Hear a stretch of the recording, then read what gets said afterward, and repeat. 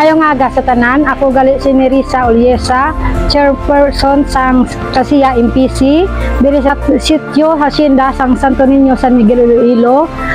Sang una kang way pa kami nakabaton kang multika balin sa DAR, tama gid kabudlay sa ngamon pag sinireyo sa ngamon nga pa sa tiyempo kapag pangumpra namon sa amon mga produkto, pag pamakal kang amon baraligya dya sa Coop, kapin pa kung uran-ura malawang amon dalan, way kami kung kisa sang salakyan, way kami sang akilahan bisan may bayad pa kami. Ang iban nga mga driver nagabisyo-bisyo man.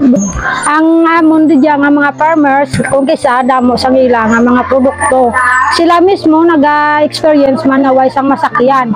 So no, sa subong ay may multi-carbon kami, mapili nila ini magamit agod ri pangahatod sa ila nga mga supplier.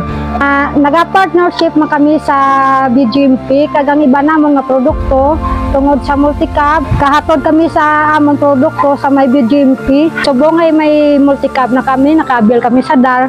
Nagapasalamat din kami sang dako ay may diyan kami makasi-asi kami madasig ang amon pag-transport kag minus kami sa gastos sa amon nga mga baraydan sa pag-akupar.